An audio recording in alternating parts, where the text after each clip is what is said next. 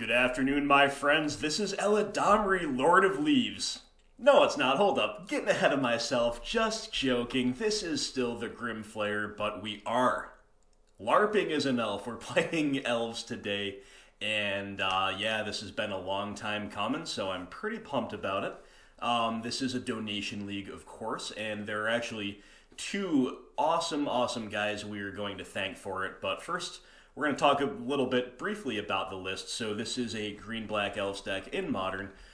Pretty much a linear deck that ramps with tribal type, the tribal type of elf into payoff cards like Collected Company and Shaman of the Pack, which rewards you for going wide with Elves. So the win condition is draining the opponent out with huge hits from Shaman of the Pack, plus going wide with just a lot of cheap threats that get buffed by things like Elvish Archdruid, which does double duty of ramping and antheming, and Elvish Clancaller, which does double duty of antheming and accruing card advantage when the game goes very long. There is a little mini combo in the deck with Heritage Druid plus a couple other cards. So Heritage, you tap 3 untapped Elves, add 3 green mana. This, of course, you can use Summoning Sick Creatures for, so this allows us to vomit out our hand at an appalling rate if all goes well. Very good alongside it is Dwynen's Elite, which is a very efficient, very high value card because you get 3 power spread across 2 bodies, both in Tribe, for only 2 mana. And of course, turn 1 Heritage into turn 2 Dwynen's Elite. If it all survives, of course, you can tap all 3 to play an Archdruid or to play 3 mana worth of other threats and have a nice little accelerated turn. And Nettle Sentinel specifically is not only a 2/2 for 1 mana in Tribe, which can be a very efficient beater in the right circumstances, it also combos really well with Heritage Druid because, of course, you can tap Nettle Sentinel to Heritage Druid's ability. Then when you cast a green spell, you get to untap Nettle, and you can sometimes do it again and again if you've got the right circumstances. So the deck operates like that. The Spice that I'm playing main deck, most of the stuff is pretty stock, but not everybody plays Elvish Clancaller. I'm also only playing 3 Nettle Sentinel. A lot of people play 4, but some people don't play it at all. I think this is a little bit win more overall, but at the same time, I don't mind being a little bit win more. I don't mind the fact that it makes our good draws better, because that's kind of what the deck does. I think to some degree playing the value game is a little bit of a fool's errand, now that there are so many blowout cards in the format against Elves like Plague Engineer, Renin 6, Lava Dart are all very good. Modern Horizons was very unkind to Elves, sadly. But yeah, so we're hedging down to 3 Nettle Sentinel. Some people play Elves of Deep Shadow or Boreal Druid. I would obviously play Fyndhorn Elves if it was legal for the green true Mana Dork 9 through 12, but I don't really love those cards as alternatives. I don't think making colorless or making painful black is quite good enough in the deck. So 2 of Winding Way is more ways to accrue value. Winding Way is nice. Used to be Lead the Stampede, some people still play that, but Winding Way you can cast for cheaper, only seeing 1 card less. I think that's a good ratio, and if they kill your Mana Dorks, and if you've got a handful of 3 drops and you're stuck on 2 land, you can name land with this, that's fine. My other Spice is a 1 of Elvish Champion main deck for more Lord effects and a little free win Forest Walk potential. A 1 of Reclamation Sage, which I like better than a main deck Scooz right now because it is still an elf. It is still fitting, in keeping with what we're trying to do, while also being a main deck hate piece. And a 1 of Court of Calling. I'm not like huge on Court in the deck, but I think accommodating exactly 1 is very doable. And we've got a nice little mini Court package of you can tutor the champion, you can tutor the Rec Sage, you can tutor the usual suspects like Archdruid, Izuri, Shaman of the Pack. I guess if you have the mana for Cord, you're probably not going to tutor Archdruid, but you get the point. And then in the sideboard, you can tutor for Oof and for Scooz, or for Chameleon Colossus, Eternal Witness, and we're leaning on Decays and Dismembers as far as removal goes. Otherwise, it's some pretty stock stuff.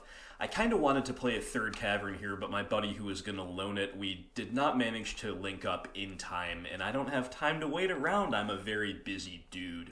So, with that said, we are going straight into our league. That's the deck tech, the brief deck tech, and we are jamming some Elves. As we find our first opponent, my friends, I have to thank the two guys who bring you this content. First up is the guy who owns the deck, Nate Cosentino. Nate is a very good friend, a very close friend, and one who has actually helped the channel out a lot. He has been helpful on the tech side of things, getting started. He's been helpful on the market side of things, and he's a confidant tier supporter, so you've got to love that. And he actually owns my Elf deck. I traded him Elves in paper, and this is his main modern deck, and I'm playing this in a league for him now. But I actually sold him a mono black Devotion deck in a previous year to me selling him Elves, and he actually ended up trading me back the Devotion deck, which gave me the core black cards that I eventually turned into green-black rocks. So in an indirect way, Nate is actually responsible for me even going into the BGX archetype in the first place by giving me my Devotion deck back. We'll keep this hand. So thank you so much, Nate. Truly appreciate you, my friend. And the second person to thank for this is another great supporter, Teddy Kaiser. Teddy is a tireless tier Patreon. Opponent's mulling all the way down to 3, by the way. That's a pretty good start for us. They are on the play, though, with something linear, I assume. And yeah, sure enough, Tron. And Teddy said, you know, Teddy's a real Renaissance man as far as Magic goes. He plays lots of different formats, lots of different archetypes, with, of course, an especial love for BGX. And he's a little bit all over the place right now, so he said, since I'm not sure what I want to do, what about that Elf Donation League you were teasing? What about that? Why don't we jump that to the front of the queue? So he used his Donation League for that, and there we go. So thanks a ton, Teddy. Appreciate you too, my friend. And yeah, let's play. So we are staring down turn 3 Tron, but we just have to assume they don't have a payoff. So we get to go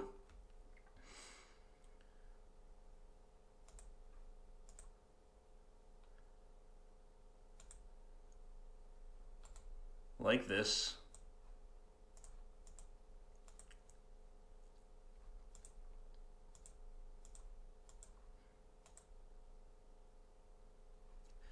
Pretty good turn 2 for us. It's Eldrazi Tron. Okay, there goes Collected Company. This is by far my least favorite deck in the format, and it's not even close. But they are totally out of gas. Let's hope they don't top deck anything great. You know what they're going to do, though? They're going to tutor up Blast Zone with that Expedition map. So right now, we're reasonably well spread along the curve. I don't think we really want to play more 1-drops, though, until they do something else. So I guess we're starting off by cracking Peatland, hoping we hit like Shaman of the Pack here, or Collected Company would be good.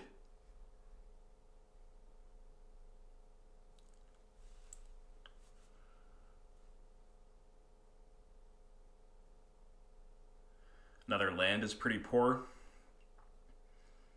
Yeah, Thought Knot's so obnoxious right now as a blocker.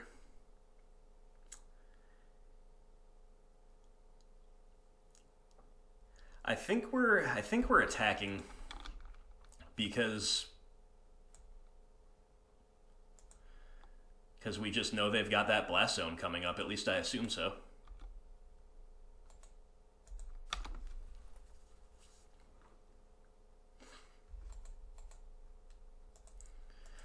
Let's get our other land down, at least. I almost just yielded through turn. Okay, interesting. So they do block Heritage Druid. Does that mean we're not reading them anymore for Blast Zone on 1?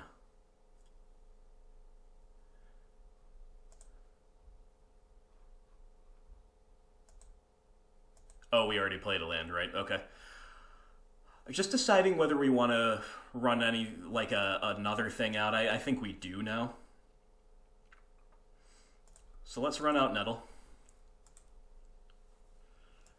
if they find removal for Archdruid, which is very unlikely, we're punished for not running out Lanny Elves, but I think it's going to be a Blast Zone here. I don't mind getting 2 for 1 by a Blast Zone, especially at the 1-drop slot. I just don't want to get 3 for 1. They go get Forest. Okay. Really expected a Blast Zone. So in a weird way, we're punished for not playing into it, but... okay.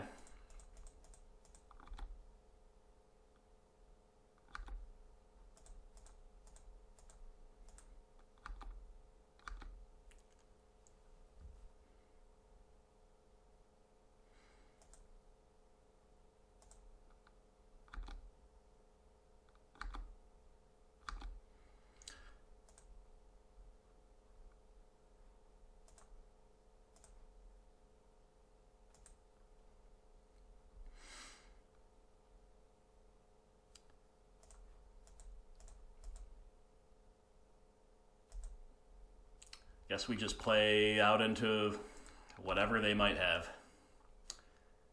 Please no All is Dust. Please no Ugin, no Oblivion Stone. There's the concession. All right. Well, can't say that I'm mad about them mulling to 3 and then having Thought Knot Seer as their payoff when they do assemble Tron. Like that's what a lot of people say. A lot of people say Eldrazi Tron's not a good deck, and stuff like that is why. Now, I personally have a very bad record against Eldrazi Tron. It happens to be very good against the decks that I like to play. I don't know how this matchup's supposed to be. It's probably got a better chance with Elves than we do with green-black, that's for sure. So, I am considering these cards, and I think I am going to play Oof and Dismember. Decay is for Ensnaring Bridge and for Chalice of the Void. Reclamation Sage is just going to tag a lot of stuff, and then I actually don't know how much I rate Damping Sphere. You know, they can just hardcast their stuff, and if we're spending too much time not elf balling, then we can just lose to, like, Reshaper into Thought Knot into whatever. So what are we going to cut here?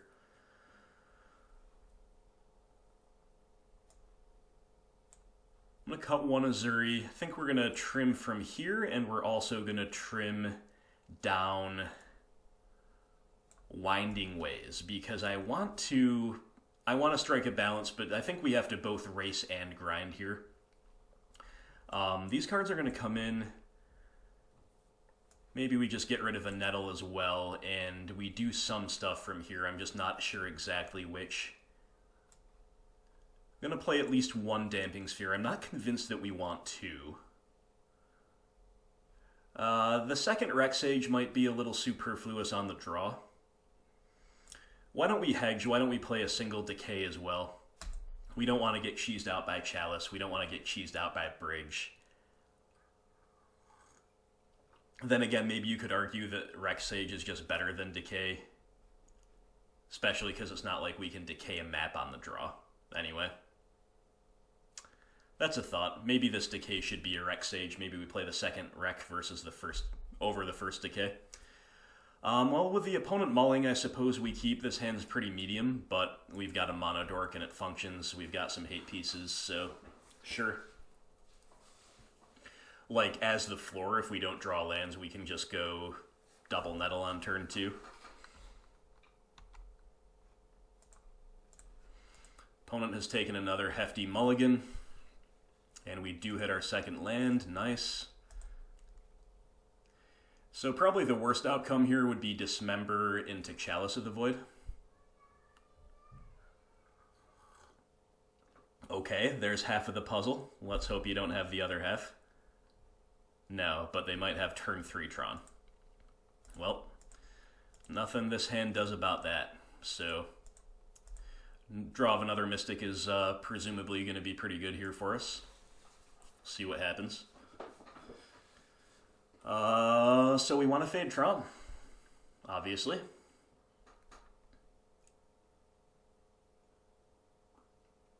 We have not Fated Tron. Karn Liberated, that's awful. Taking up, pretty scary. What do we pick here?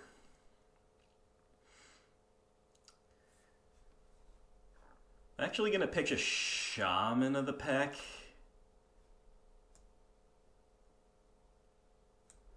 I don't know. There's a land.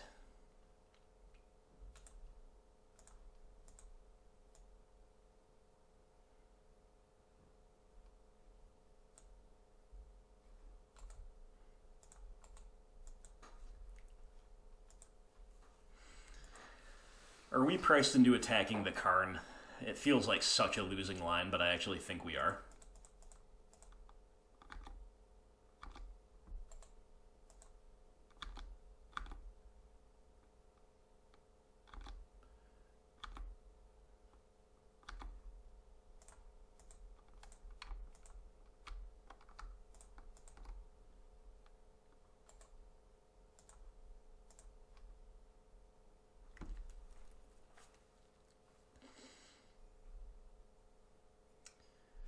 Yep.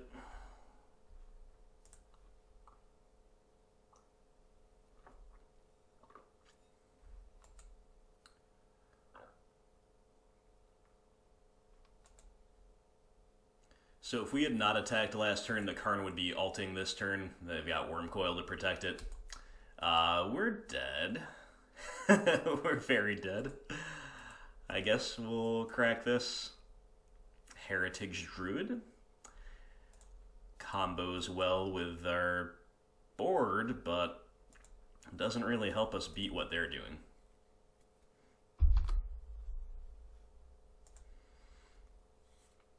So I have no idea what our out is. It's not like we play an Unravel the Ether to cleanly answer Wormcoil, then we attack Karn off the field, or attack him down to the point where he's no longer alting, but... yeah, okay, they do have a Blast Zone in the deck. I don't know why they didn't tutor it in game 1, but we're very dead. Okay. Tron for you. That's Tron for you. I'm much more optimistic on the play. Here for game 3. Really glad we won game 1. So on the play, again, these are cards we're considering here.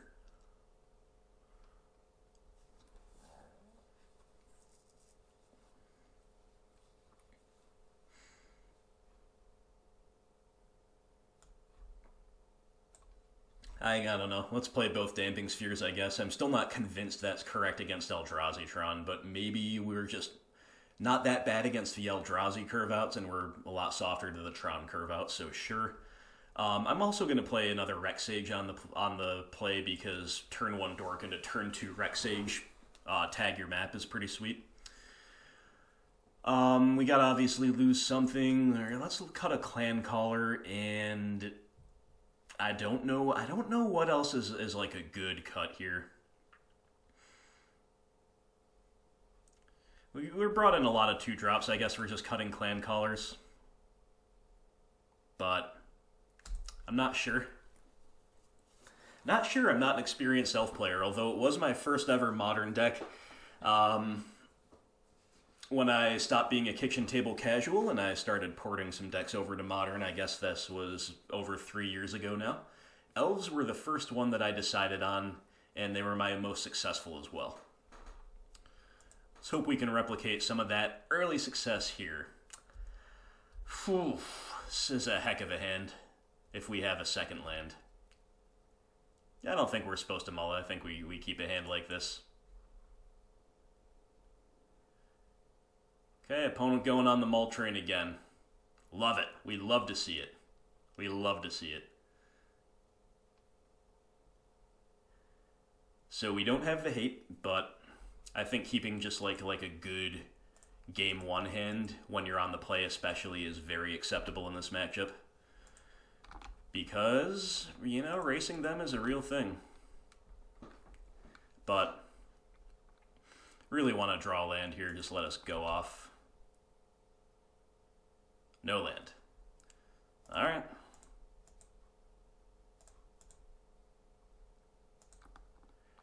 So as you can see, if we had a second land there, we could have done all this plus played an Archdruid.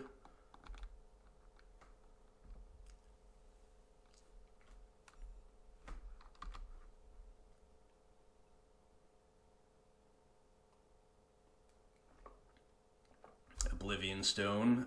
Hers is mine, okay. Cavern of Souls. So this is coming a little bit too late. Or is it? You know what we can do right now is actually chord for a Collector Oof. I think I'm going to do that. It's going to shut off the star, shut off the stone. It's definitely slow. We don't get any damage across, and we're not really developing our board in any meaningful way. But, you know what, though? They cannot... It's 8 mana for the O-Stone. Okay, maybe we keep the chord for the Oof in the back pocket. Maybe we just play Elves now, and we go Oof next turn. They might not have Tron anyway, so yeah, I think we do the proactive thing, but that's a line, isn't it? It's definitely a line.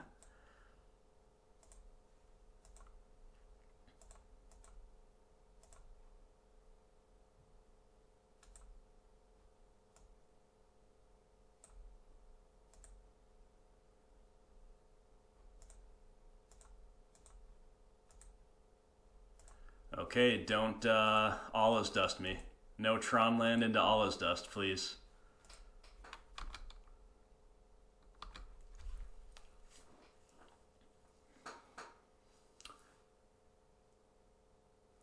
Okay. So they got Sylvan Scrying, they got Tron set up. There's that O-Stone. So do we have lethal? That's the big question.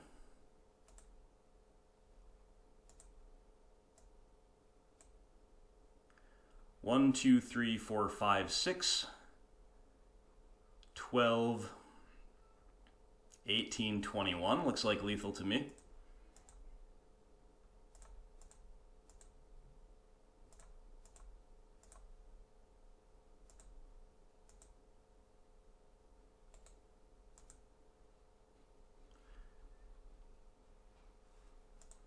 Okay. Beautiful. Didn't even need to chord for the Oof, although that was a great line that we had available to us as well. But we just get the turn 4 linear kill. You gotta love it. Elves taking down the mortal enemy of this channel. Elves avenging all of the fallen Tarmogoyfs and Lilianas of the Vale. Died at the hands of the Eldrazi, and I don't even care. That's not true. I do care how the rest of the league goes, but... I've got a lot of leeway for how the rest of the league goes. Let's put it that way, because we beat Eldrazi Tron. You guys can let me know if you're an experienced Elf player or an experienced Eldrazi Tron player, what you think that matchup is like. I know that we got pretty lucky that the opponent had to mull all 3 games. Obviously, that helped.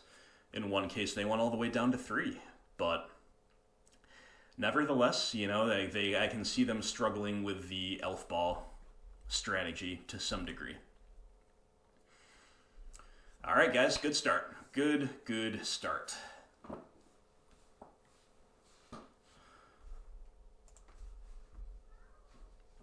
This is a poor hand. We've got to send it back. Like, it's a trap to keep. We've got the redraws, but that's not what this deck does. This is a much better 6. I think we're supposed to ship a land here. And I'm gonna ship Peatland in case we're against an aggro deck. I think we're likelier to have the life loss negatively affect us than we are to flood out from here.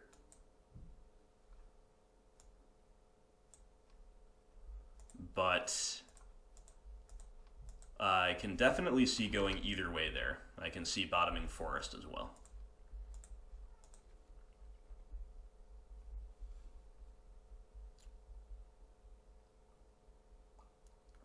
Steam Vents Lightning Bolt. Okay, let's draw another 1-drop. Okay, not good.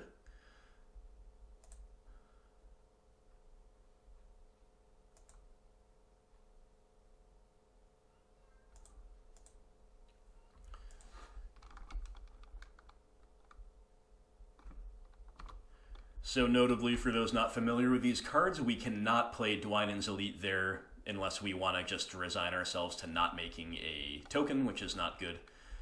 So we're against Grixis Control. Seems like a terrible matchup. That's pretty annoying, especially because they kept 7 and went bolt bolt. Don't think we're probably going to win this one having mulliganed and with the opponent starting like this. Seems like an absolutely terrible matchup to me, but they won't necessarily always have everything, so we can play Archdruid and hope. We draw a little bit of gasoline off the top. Who knows? Who knows? We could get there, but I'm not very optimistic right now.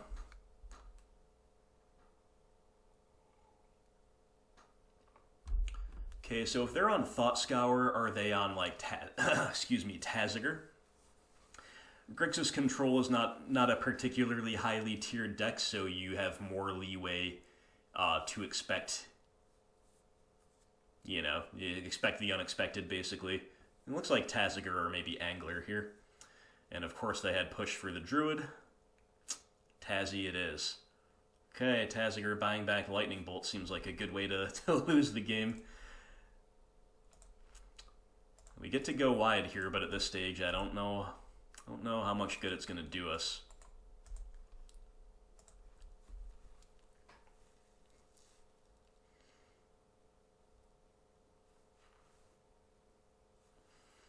This is another deck I like to complain about. I don't like playing against Grixis Control.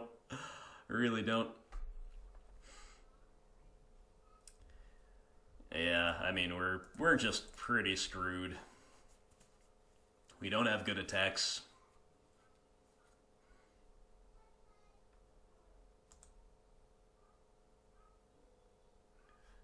Okay, Spell Snare, yeah. The one saving grace is we are on 4 mana naturally, so we can draw a bunch of Collected Companies and cheese the game. But yeah, it's pretty dead.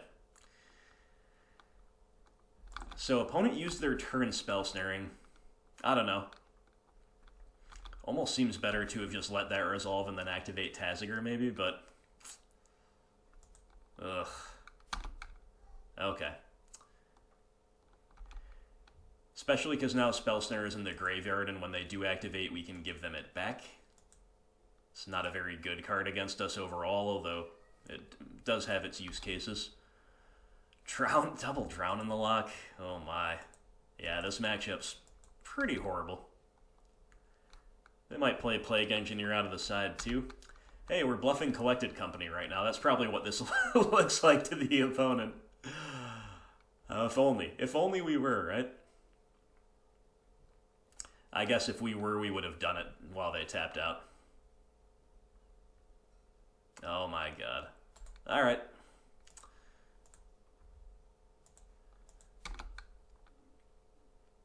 Thought about scooping.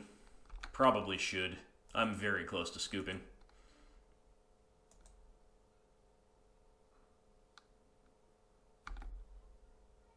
Okay. With them having about to have 6 cards in hand, 6 real cards to our 0, I will scoop. They're gonna buy back Lightning Bolt or Drown in the Lock. It's all very bad. So, no way we come back from that. Not a good matchup to run into, guys, but we'll try our best. So, Skoos might have a role to play. Dismember might have a role to play, but really, like, it's probably just going to kill Taziger. They might play, like, Jace, Friend's Prodigy. I guess we play 1 Dismember. Chameleon Colossus seems fine. Eternal Witness seems good. And maybe the matchup is bad enough that we're supposed to try to cheese them out with a choke, especially on the play. So lots of things to think about. I think against these kill everything that moves decks, Clamcaller is probably one of our worst cards. Especially if they're on Plague Man. So let's cut Clamcaller, cut the main deck Rex Sage. What are our best cards from there? 2 choke, we're going to play Witness, Colossus, Dismember, and then do we want any Skoos? I could see playing 1. I guess again over an Azuri. Like, I just don't see us getting the head of steam up to make him good. Maybe playing one is still fine. The regen can be okay, you know. If the game goes really long, you can just naturally activate for a decent team-wide buff. I think this is fine. The only question is, do we want to fit in the second ooze over like a Nettle Sentinel? Sure, I actually think I will. I think I will. Or is it better to cut Heritage? No, we'll cut a Nettle. Alright, so that's some pretty heavy sideboarding. It might not be... We might have been a tad overzealous. Maybe we're supposed to like play one Scooz and maybe one fewer of the other things. But I think this matchup is bad enough that I don't mind radically rejigging and hoping it's good enough. Let's cheese him out with a choke. That would make me feel really good. Well, we don't have a choke, but this hand's a keep. Definitely cannot afford to like mulligan aggressively toward a choke. When they're going to be playing discard and permission anyway, there's no guarantee the choke resolves.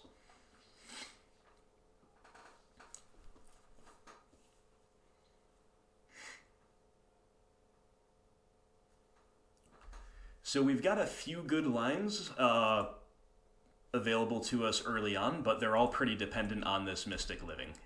So I don't know how likely that is. We don't have like a good 2-drop to just run out on its own. We don't have any other 1-drops either. But they play a blue land. That's cool. So they're probably holding up Spell Snare, or just Opt. But either way, we're going to play this guy out, because that's just the play. Okay, if they miraculously don't have a kill spell again, then we're in business. Then we're in Collected Company territory. And then we can witness to buy back the company. You know, you could see us burying them.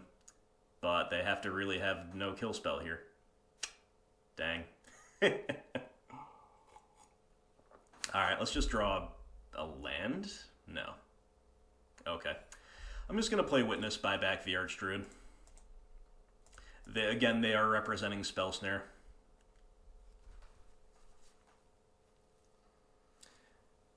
Really wish we had hit a land drop, though. Even if this would still have been our play, it would still be way better if we could keep curving out with lands. So opponent not representing Drown in the Loch, I mean, maybe they'll play a black land, and that'll just be a little bit jumping the gun for me to say what they're not representing. So let's just see. Yep. Oh my god. On top of everything else, this deck's on Anger too. That is just gross. So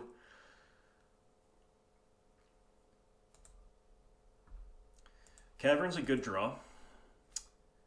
I actually think I'd rather go wide here than play Archie. But yeah, this matchup's probably borderline unwinnable.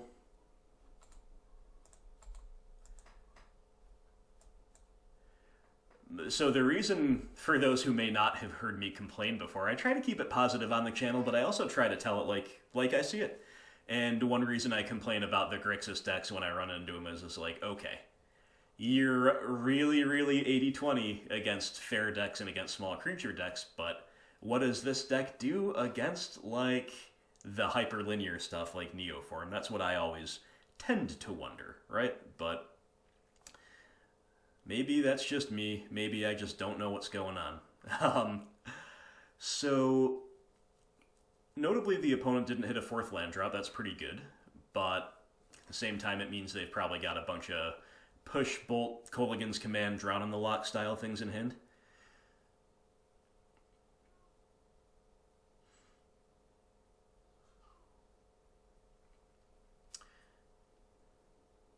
I think we're going to play Heritage Druid and then try to Coco. I think that's probably our highest upside line.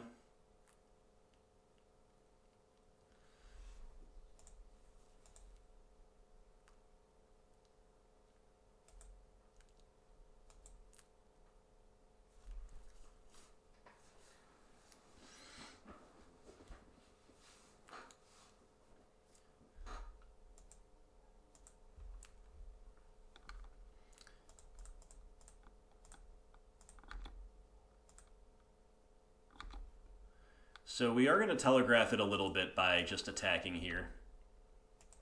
But that's okay. It's not like it's not on their radar anyway.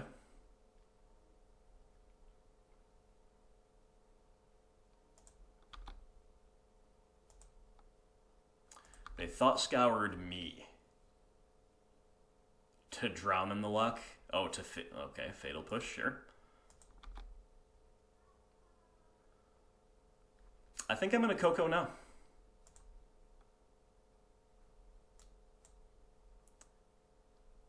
Let's move to our main phase first. Thought I was for a moment. I think I'm going to Coco now. They could have Spell Pierce, but we're playing way better around other forms of permission by doing it this way.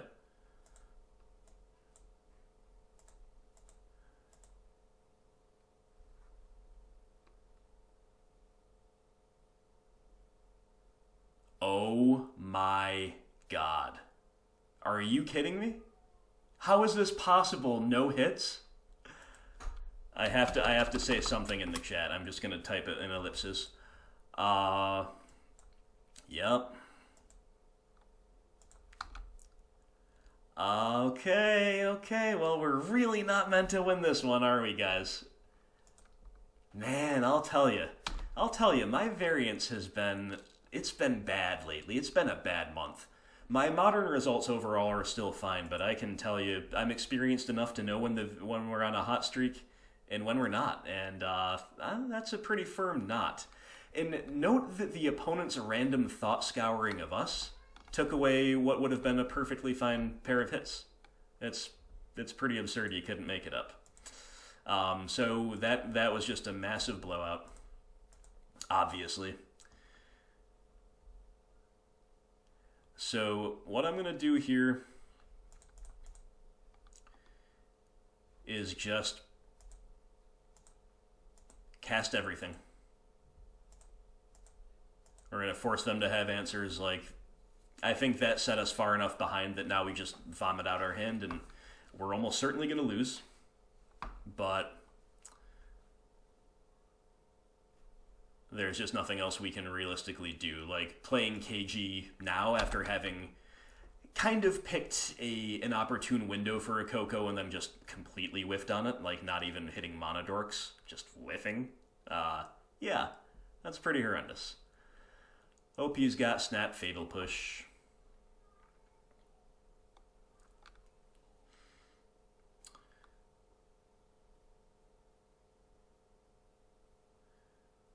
Okay. So that block will save them life and also trigger Revolt. So they can take care of Archie and also take care of Dwynen's Elite. It's a good play. Again, we're beyond the point where we can afford to play around anything, so we're just jamming. Okay, they had a Lightning Bolt in hand the whole time too, because clearly they just made that land drop.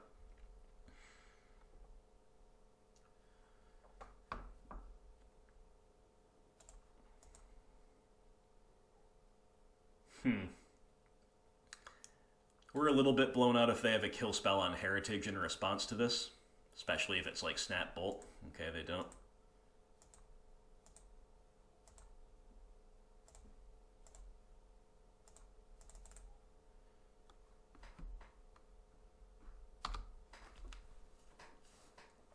And that's all we got. We're out of steam.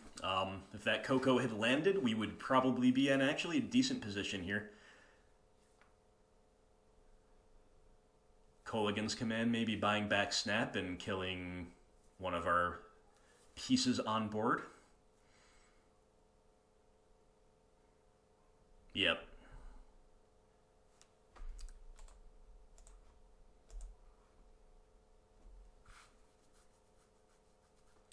Alright, so we don't beat the Snap K command loop at all if they're keeping pace with us in the early turns, which they have.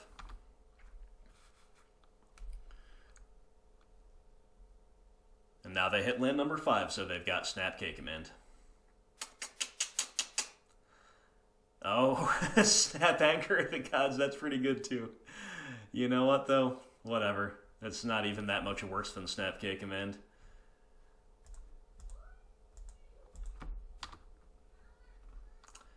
What a silly matchup.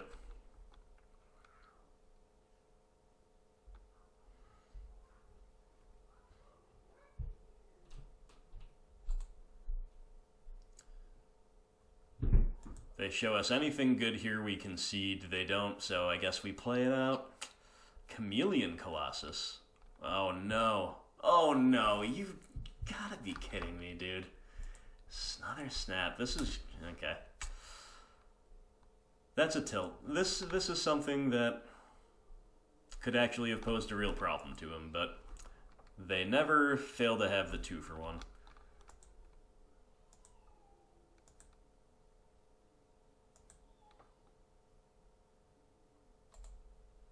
Alright. I'm done. I'm done. We're not beating them. Certainly not beating them in the third game, even if they somehow just don't beat us here, which they will. So let's just move it along. And yeah, you know, I've probably 5 different times now in the relatively recent past run into these Grixis value piles on camera, on the channel, and I'm always asking, you know, how does this deck operate? What does it do when it's not against a deck where all of their Jaces and K commands and angers and all that stuff lines up well? And I still don't know, but maybe someone out there can let me know. It's possible that I'm underrating. I know Drown in the Lock is a game changer. You know, giving them some permission can help against the more linear decks of certain varieties anyway. But geez, I always feel so punished for playing a non-linear deck when I run into Grixis in Modern. It's just how it goes. So here we are in round 3. This is a pretty poor hand. I think we're probably supposed to mulligan this in a game 1. It doesn't really go anywhere, it doesn't do anything. We need to draw, like, exactly Dwynen's Elite and for them to have no interaction for this to be good. And even then, it's not that good. I'm gonna mull. We need a Monodork. We don't get one. But this is a better 6.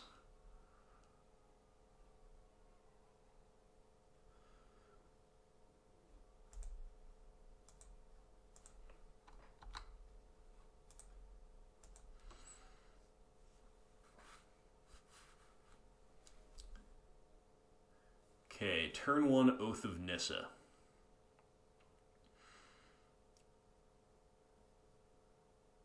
Revealing Teferi.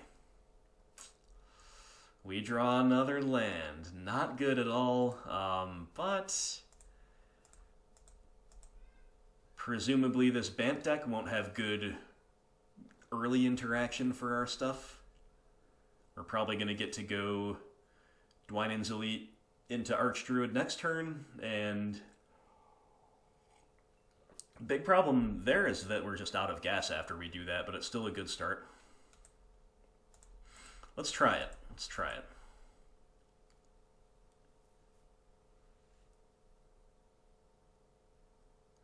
Unless this is a 4-color deck and they're about to, like, lightning bolt us. You never know. You do never know. Uh-oh. Okay, just a path, quote-unquote just a path. That's still actually kind of bad for us, but at least we're forcing them to path a 1-drop this early, right? That's a win to some degree. And Dwynen's Elite's not even a particularly good Teferi bounce target, so, you know, it could be worse.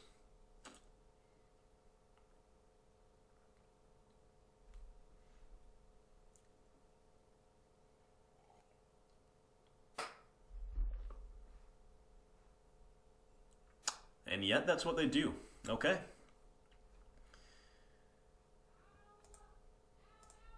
Well, giving us a second crack at Dwynen's Elite finding a buddy. But not this turn. This turn we get Archie down. And we play another thing. Once again, I think, you know, having mulliganed, being without, like, catch-up cards in hand, I think we just have to play our stuff out. If we play into a sweeper, we play into a sweeper. There's not much we can do about it. Felidar Guardian. Okay. More value.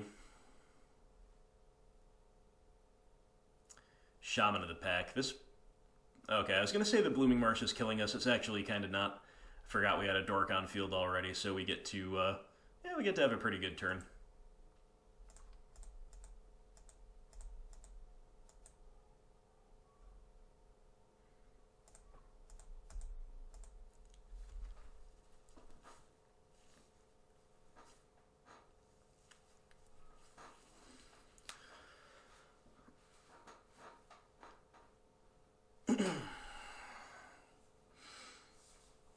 Gotta remember that we're just main phasing any Cocos we find as long as Teferi exists, and I think we're mostly supposed to ignore Teferi here and just try to get the opponent dead. Okay, they're going to fetch, then they're going to play a Once Upon a Time for a Deputy of Detention. It's a pretty annoying one, actually. Guess they're going to play that on Archdruid right now. At least we don't get 2-for-1 by it, but... I mean, it is a 2-for-1 because we can't kill the deputy, but it's not. It doesn't take care of 2 of our things, is what I mean. And these 1-4s and 1-3s are pretty good blockers, but you know what? Double Shaman of the Pack is pretty spicy. I guess we're just supposed to jam both of these while they're tapped out, while we can, while we've got still a board that's this wide. But what a turn this would be if they hadn't taken care of our Archie, right? But, yeah, I guess this is it, huh? This is the play.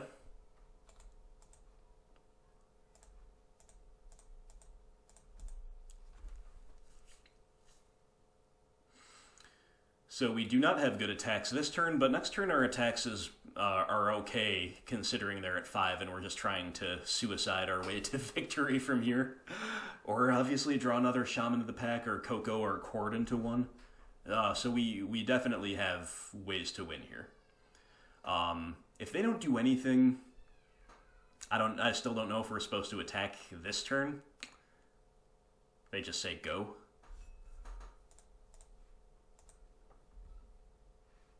They're gonna... okay. They're gonna Once Upon a Time again. For Castle Garenbrig.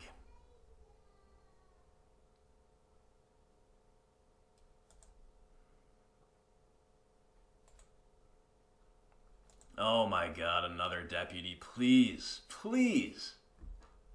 Oh, those are brutal finds from the OP. They really are. They truly are. Oh, that's a brutal find from us, though, that I can tell you. So... I guess we're supposed to play this Lanny Elf out because if we Coco into exactly one creature and it's Shaman of the Pack, we still want it to be lethal. It's pretty funny to consider that, but that's where we're at. Come on, Shaman. Let's just cheese him out with a Shaman. Boom. Got him. I don't want to show them Elvish Champion, so we'll just take Clan Caller, even though Champion is a better take on that board. But we don't want to show them the Forest Walk super secret tech, right? So, yay, Shaman of the Pack. Best card in the deck. Only reason this deck is a thing. You know what, guys? I was a noob. I was a major noob back when I started playing Elves. Like I said, they were my first modern deck. But I gotta give myself some credit, because back then, most people were playing green-white or even Absent Elves, like for these white-silver bullet sideboard cards, Court of Calling style decks. And then when the Vizier combo came out, when Vizier of Remedies was printed, people were jamming that into Elves and playing like 4 Azuri, trying to combo off that way. I did a lot of bad things as a noob. I made a lot of wrong decisions. I was wrong about a lot, but I was right about Elves.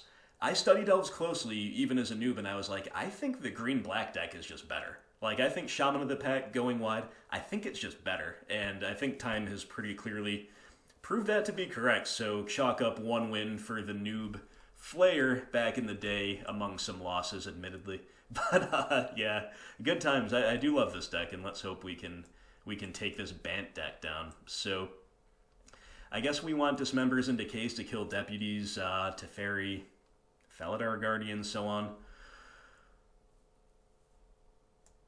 Choke is a cheeseball card. Choke could do some damage. I don't know if we're supposed to play it, but I know that we could. So these 5 are kind of the ones that are on my radar. I don't know how good Rex Sage is here. I don't know what else they're that likely to play. Like hitting an Oath of Nissa so they can't blanket with Teferi seems like a pretty corner case thing to do. If they beat us, we'll obviously be able to reevaluate. I just feel like wanting to cut one Azuri like every game. I don't know if that's correct, but I think I'm going to do it here. I think Clan Caller is decent. Clan Caller might be kind of good here. Let's bring in our Decays. I'm going to cut a Nettle. Play Dismember. And I want like one Choke. I want the cheese factor of Choke. Let's cut a Winding Way.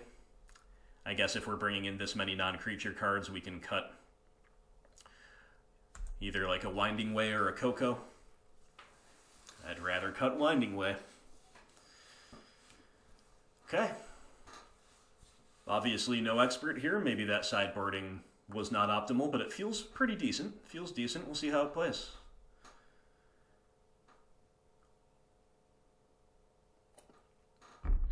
Opponent will mulligan. And we've got a great hand, including turn 2 Choke. Let's keep it. The Choke is kind of hilarious here. I don't know how good it is. That's why I only brought in one. Oh, the opponent with the maul. Down to 5.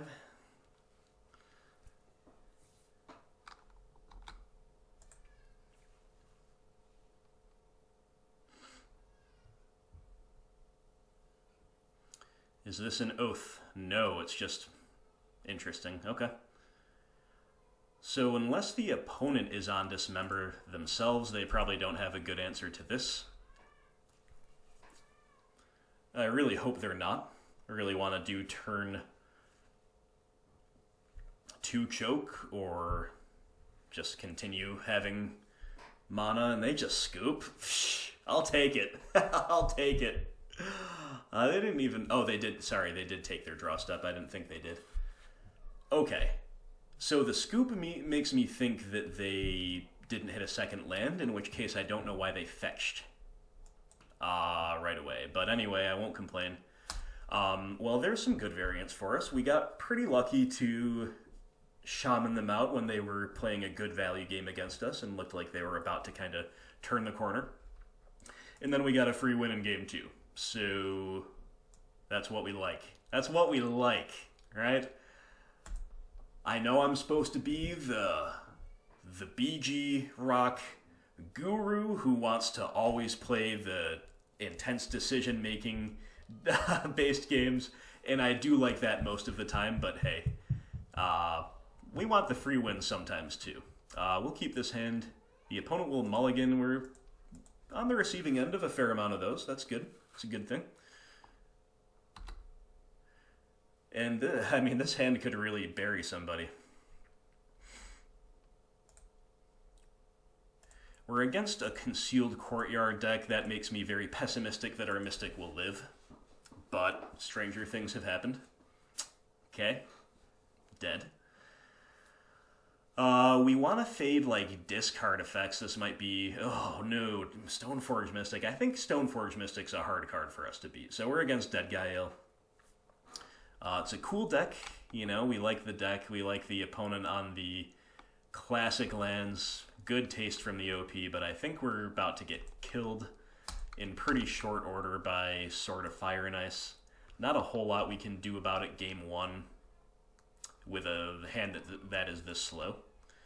We do have a main deck Reclamation Sage, actually. That's definitely something. But I don't see any point in playing any of this stuff out. I think we're just going to go on the Coco plan. Okay, they go Batterskull. Jeez. That makes me wish I played something, but then again, maybe they would go Fire and Ice if I had.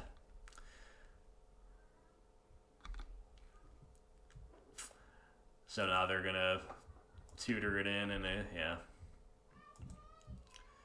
Yeah, I mean, we're in deep, deep trouble. Obviously. This must be such a feel-good moment for the opponent.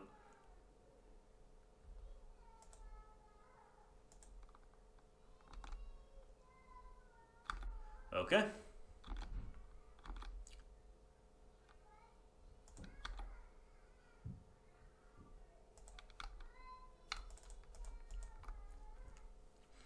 We need Rexage, and oh, we got Rexage. What else do we take? I guess just Shaman of the Pack seems fine. It's a decent-sized body.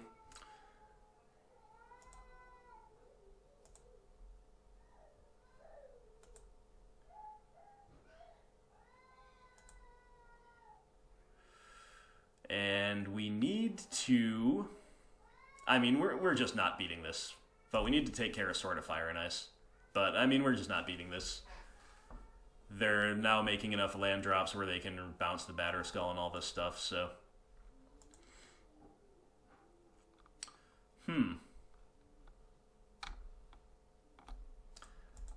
I think we kind of have to double block.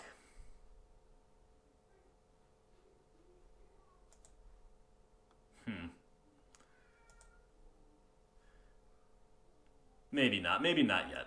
Let's just take the hit. We do have another Collected Company in hand. We've actually got a lot of power in hand. Okay, do they have a third equipment to tutor? Not everybody plays the third equipment. They sure do. Sort of Feast and Famine. Okay, more bad news for us.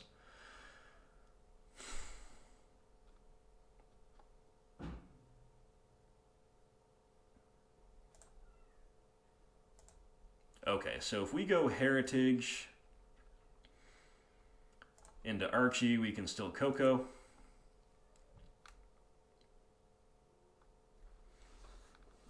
But we just can't block Sword of Feast and Famine. So we're actually just...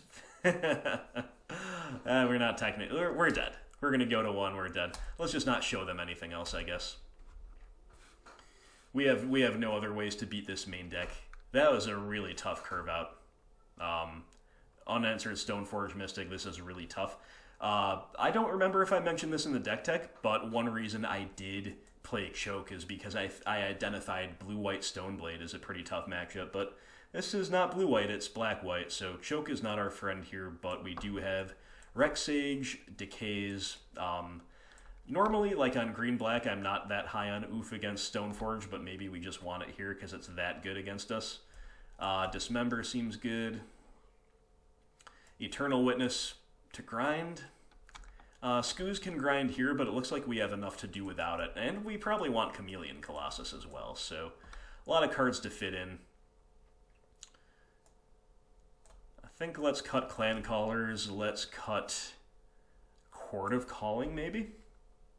I like the Winding Ways better than the Chord here, I think. I think we have a high enough density of hate pieces that we don't necessarily need to Chord for any one specific thing. I kind of want to play all 8 of these cards. I don't know if that's correct. Some fairly high curve stuff. So I suppose we'll cut some more high curve things. We'll cut an Elvish Champion in Azuri. And how many? Let's do a creature count. 1, 2, 3, 4, 5, 6, 7, 8, 9, 10, 11, 12, 13, 14, 15, 16, 17, 18, 19, plus 15. We still have a ton of creatures, so I guess I don't cut a Coco. We have 34 creatures if I counted correctly. Let's just cut a Nettle Sentinel. Alright. Yeah, we're like a 34, 35-ish creature deck. Obviously, it changes a bit with siding. That's why it's so ridiculous that we had a total whiff, like a total whiff on a Collected Company earlier against Grixis. That was madness. That was madness. Hopefully that will not happen to us again. This is going to be a tall order to beat this deck twice, but I guess this is a fine way to try. We'll keep... if they just have, like, Kill Spell for our Oof and Stoneforge Mystic, we're in trouble. But I don't think we're supposed to mulligan, like, what are we mulling toward? Maybe Kill Spells for Mystic or removal for their artifacts that they could always just Inquisition away, right? So I think this is fine. I'm just not super optimistic about our chances. That's all. This league's been going fairly quick, I feel. What is it, round 4 already? If I'm not mistaken.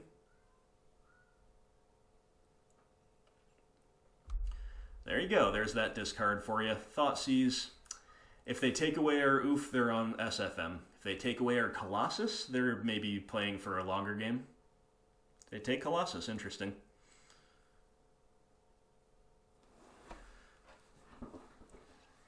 Draw a Forest is obviously very bad.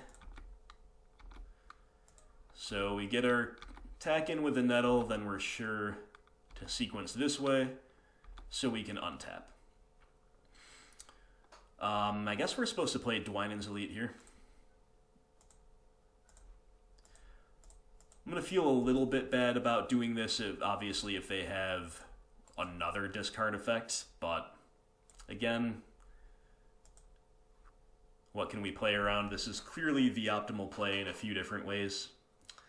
And if they just have Stoneforge Mystic, well then that still gives us plenty of a window to resolve Oof. And from here on out, we kind of just want to draw maybe an answer or two to anything super scary they have, plus Collected Companies. There's the Stoneforge. Okay, okay, okay. So either they have nothing better to do, or they have a kill spell for our Oof. Shaman of the Pack.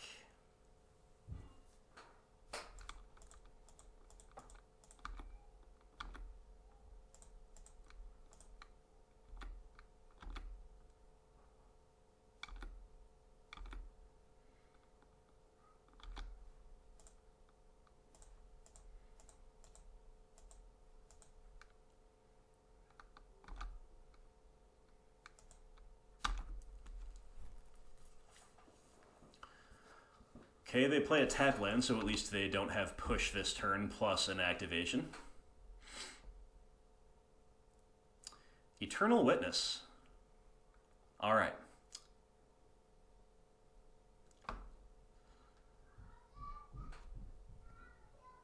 Eternal Witness is interesting.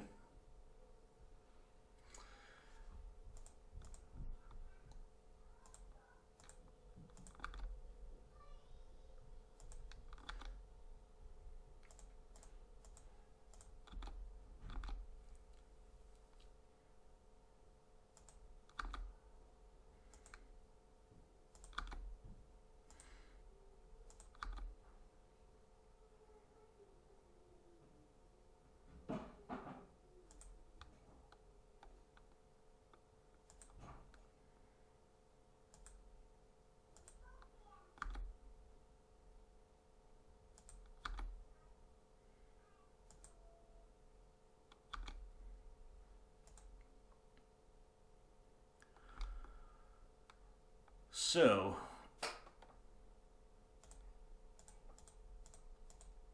I guess it's still Shaman. Yeah, I don't know. Maybe that attack was loose. I'm just thinking, like, we forced them to play out the Batter Skull. We're not, like,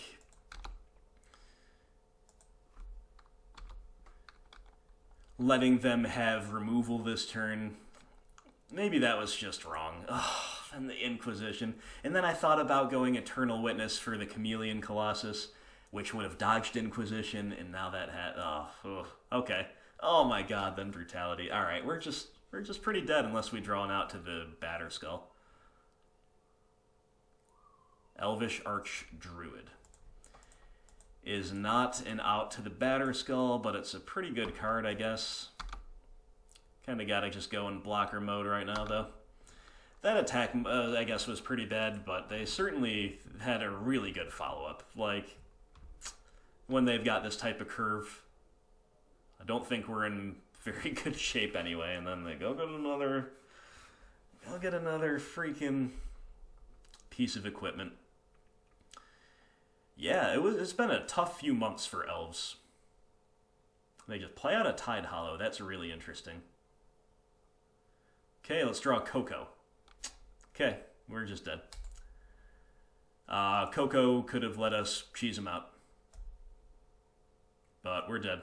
We're not coming back from the Batter Skull equipped to the sword after having drawn a land again, so we just scoop. Yeah, that attack was poor, but don't see us possibly beating this anyway. That's rough. So, yeah, a couple... We've had some relatively binary matches here. We got absolutely destroyed by the black value decks, and we absolutely destroyed the Bant value deck and Eldrazi Tron. I guess we didn't absolutely destroy Eldrazi Tron, right? They took a game off us, but yeah, it's some lopsided stuff. I guess that's kind of what you're signing up for with Elves, but either way, we're doing okay. We're doing okay. Just wish these Fatal Push decks were not so brutally curving out against us. I think they're winnable matchups, even if they're unfavored, but these have been some rough ones.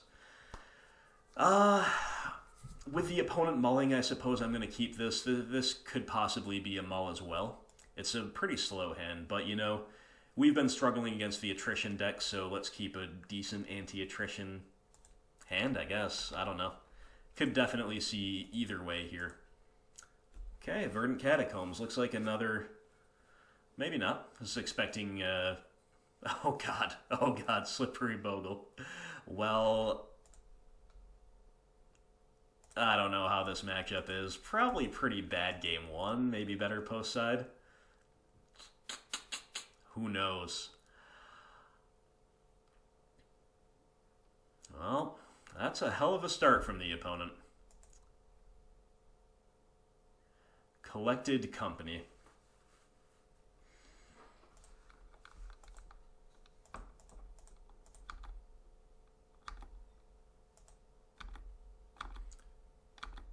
I guess we're just racing, hoping they don't have any lifelink auras ever.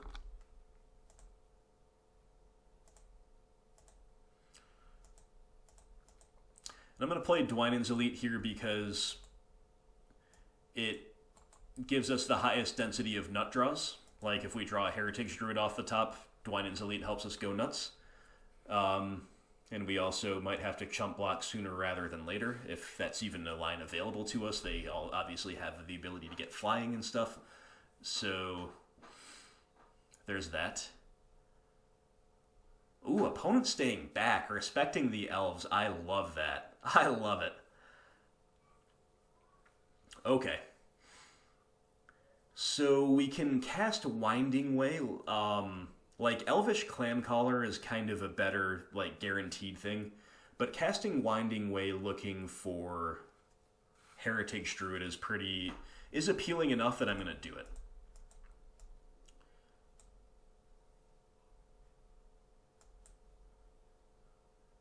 We just found a bunch of clunky 3-drops. That's so bad. Guys, I'm not trying to complain. That's literally so bad. Not even 1/1 drop. That's super punishing.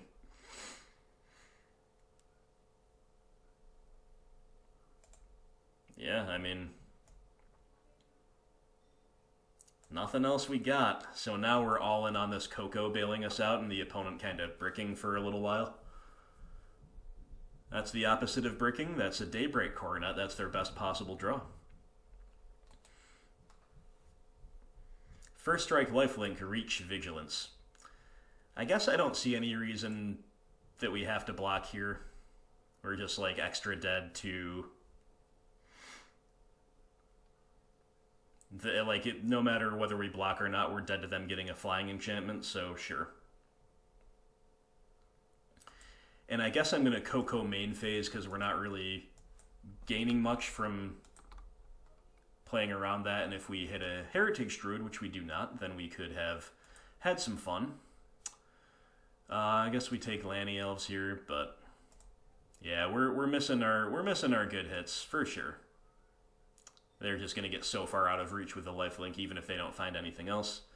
We do have a main deck Rex Sage to draw to, but it doesn't look like that's going to happen for us. 41 life Bogles, huh? And a path. Sure. We got Court of Calling. All right. What does Court allow us to do? anything good. Like, we just gotta hit we gotta go get a Rec Sage and hit the Daybreak Coronet, right? So we've got 5 lands. We can have up to 6. So if we go land Archdruid, we can Chord, but then we can't block. And we can block with the Rec Sage, right? Unless I have another path.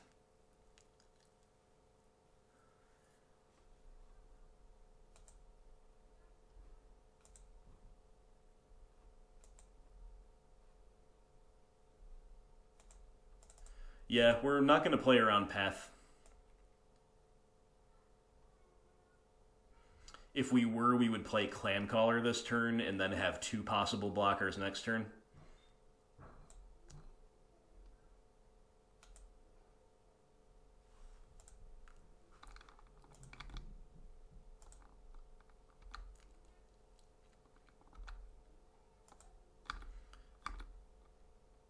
I think we just need to play for every possible highest upside here. Sure.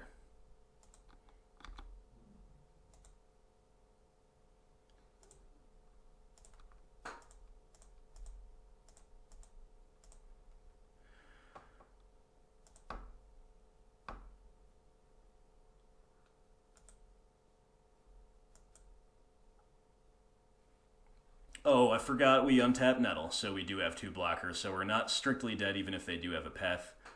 So Reclamation Sage, kill your Daybreak Coronet.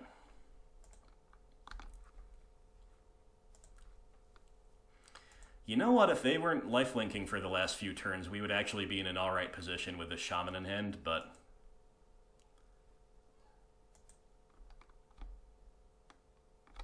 the fact that they've had lifelink and vigilance, it's obviously pretty rough.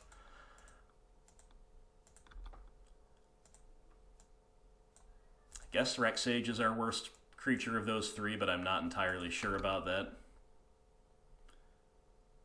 Heritage Druid.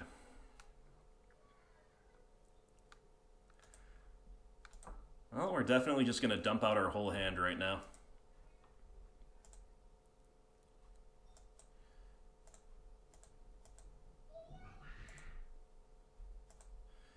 We've got more mana than we really need, but we might as well sequence correctly here, which I believe is doing this.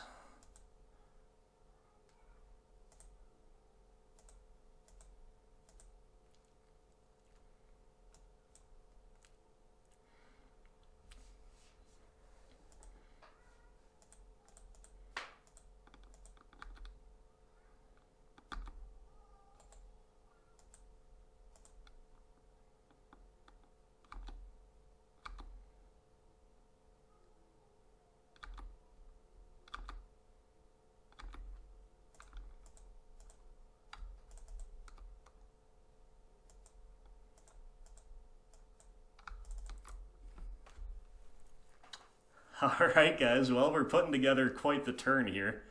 Making quite the stand. I guess we bluff with this last Blooming Marsh. We certainly don't need any more mana. Alright, hope the opponent bricks. Rancor. Oh, Trample is a little gross. 15-13 Trample. Ugh.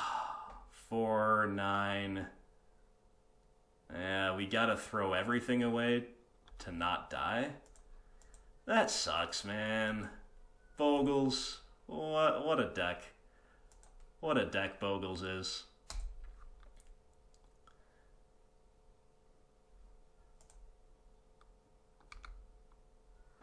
That's insane. We draw Llanowar Elves. 4, 7... Oh, they're just dead on the crackback. I didn't even count that. Wow. Well, take that, Bogles, right? Take that. That is funny. That is funny. What a game. What a game. We beat them from like 47 life or whatever it was. Pretty cool. Not gonna lie, pretty cool. So, Abrupt Decays for sure. Otherwise, Rec Sage for sure. Otherwise, possibly Dismember to kill Dryad Arbor and Core Spirit Dancer, but I don't even know about that. Nothing else looks of particular import, like, unless we want to go E-Witness buying back Decay and Dismember.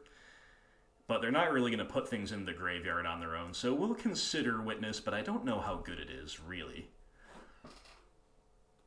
What cards seem bad against Bogles? Well, I like Elvish Champion's Forest Walk here. I think that's quite relevant, potentially. I like Court of Calling.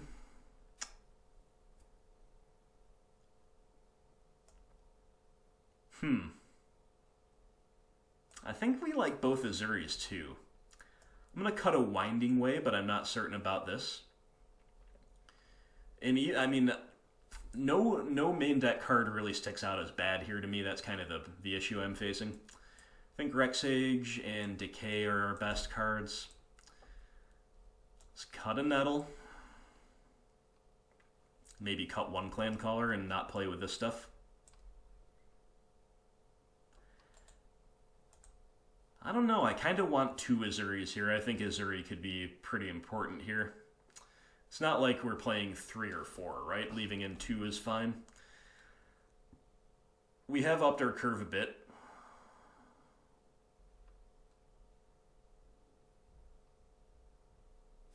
All right, let's go for it. Okay, I would love to beat Bogles to round out this league and cash it, and then lament the brutal curve-outs of the black attrition decks. But first we need to get here. First we need to get there, rather, against these slippery ones, against the slippery Bogles. Opponent will mull. Our hand's pretty good. Let's keep it. I like being against these white decks that don't have a good way to kill turn 1 Monodorks. That's awesome. And they go all the way down to 4. Oh, baby. All right. Okay, we've got Decay as kind of our insurance policy here. Obviously, we want them to just dud. And then we curve out like beasts, but we'll see what happens here.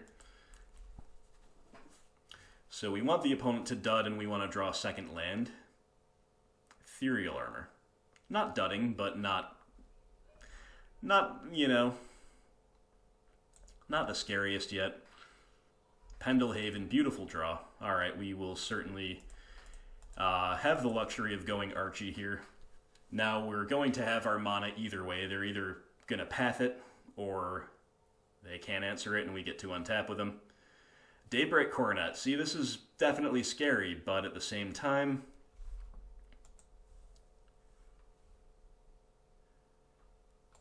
so Dryad Arbor, sure.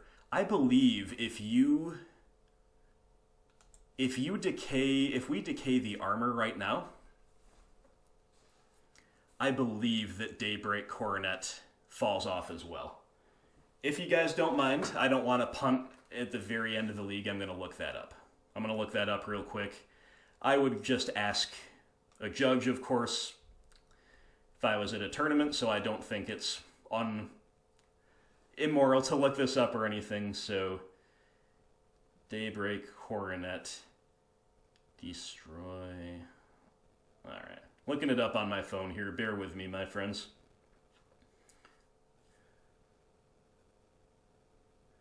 Okay, if all other auras attached to the enchanted creature stop enchanting it, Daybreak Coronet will be attached to an illegal permanent and will be put into its owner's graveyard. So if we destroy Ethereal Armor, we 2-for-1 them.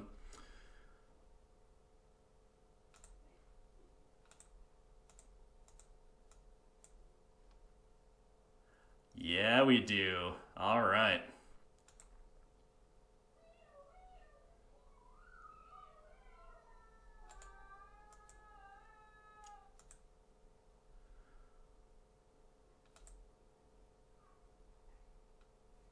This was technically better sequencing, but it doesn't really matter because we can't do anything with the excess mana anyway.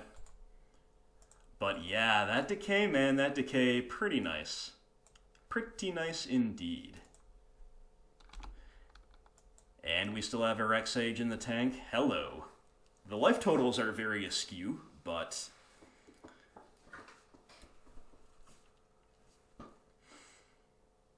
Okay, opponent cracked their canopy, then found a Spider Umbra.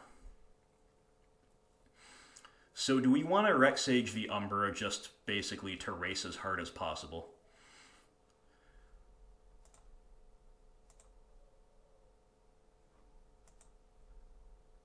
I think we do.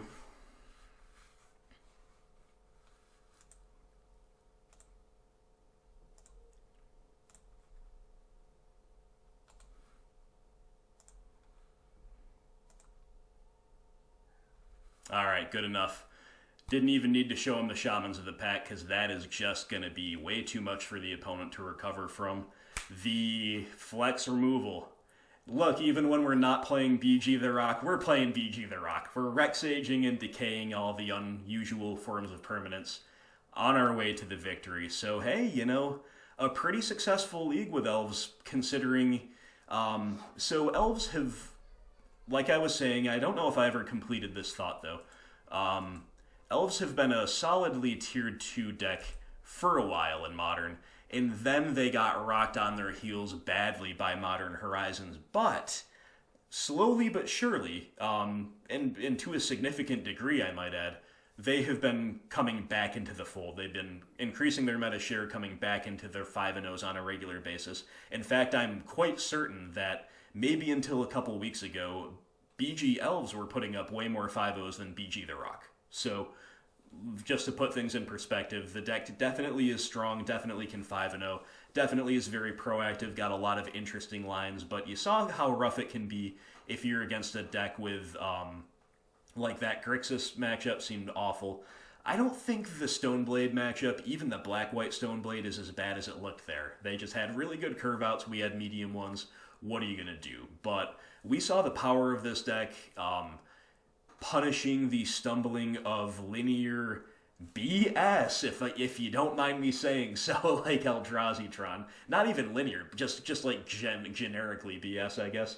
And then we saw how well Elves line up against white decks, against Bant decks, or I guess blue-white to a lesser degree, if they're not leaning on, even if they are leaning on Verdict rather, but basically any deck that cannot really punish us for playing all these dorks by killing them with no downside, like Fatal Pushes, Lightning Bolts, obviously stuff like Plague Man and Kolaghan's Command and Lava Dart starts to get really out of control, but even the pushes and bolts are tough for us. But if they're not pushing us and they're not bolting us, we are a deck that has a lot of different lines, a lot of different ways to get there, a decent amount of grind, some flexibility in terms of how to actually close out the game. We did not manage to activate Azuri this league, but this happens a lot. You know, you just overrun with a ton of mana, and a few Azuri activations will close out the game easily. Azuri also can play some interesting games with that regeneration ability. Again, we didn't see him do much this league at all, but we did see the just normal plan, the Shaman of the Pack. Probably got to be the MVP. Shaman closed out a ton of games. Rex Sage is pretty sweet. We saw some amount of the Heritage Druid Nettle Sentinel and the Heritage Druid Dwynen's Elite synergy. I love that part of the Elf deck. Elvish Clan Caller is a cool new addition, a 2-mana lord with, you know, some slow but realistically achievable card advantage. Is definitely good. Not really what the archetype needed per se, especially because it's just another 1/1 that just gets blown out just as hard as anything else by the stuff we've been talking about. But definitely a cool one. If I were to play Elves more, I would continue testing with this 1 of Chord. I like that a lot. By the way I designed this list is looking at some recent top 8s, picking and choosing what I didn't like and finding happy mediums. So the 1 of Chord is kind of my thing. I've seen lists playing like 2 or more commonly 0. I don't really see people playing Elvish Champion, and to be fair, it didn't really come up this league either. But I would be continuing to test this as well. And otherwise, I like the core. I'm not as convinced about Clan Caller. In fact, when I first started testing this, I was testing 0 Clan Caller in the practice lobby a little bit. We played a 4th Sentinel, we played a main deck Skoos, we played like a 3rd Winding Way, and like a Visionary or 2, I believe is what we did. You can also take or leave maybe another Mana Dork, like Elves of Deep Shadow. You don't want to play too many of those, I don't think, because they're painful. Let me just show you that card for those who are not familiar. But you see how powerful the turn 1 Mana Dork is in this deck? What a big difference that makes between going off and not going off, right? So anyway, if this would ever let me, there we go. Elves of Deep Shadow. So this card is Modern legal, even though it's originally from the Dark. I believe it was time shifted into Modern. And this is an interesting card. I say we don't want to play 4 like I've seen some people play, because it's just too much of a liability with the life loss, it really is. But like if you can justify playing like Mana Dork number 9 just for more consistency and resilience in that, then I think 1 Deep Shadow is pretty cool. So I would be testing maybe 1 to 2 Deep Shadow if I were continuing to play this deck. Clan Caller is the big slot in question. I do like our sideboard.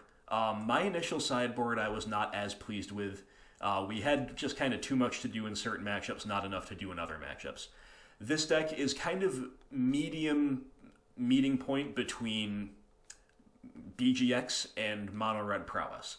Mono Red Prowess is at one end of the spectrum where you really don't want to overside at all, like never.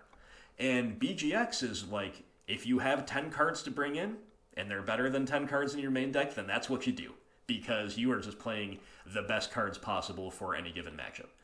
I think Elves exist in a space in between that, where mostly you don't want to side too heavily. Like, it doesn't break my heart to side in just like 2 Chokes and an Eternal Witness against Blue-White Control, and nothing else.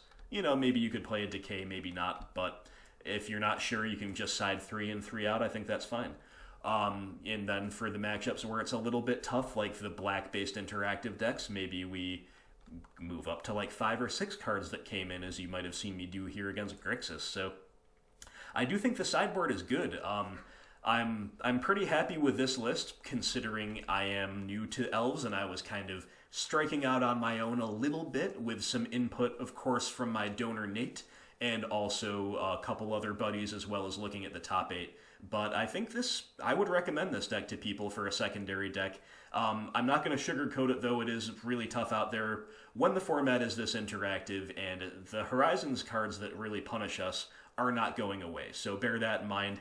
If you do want a linear secondary deck, if you're a BGXer, my vote is for Mono Red Prowess. The budget-friendly nature of it, it's a really different change of pace. You get to play a different color, and it's a really good deck in my view.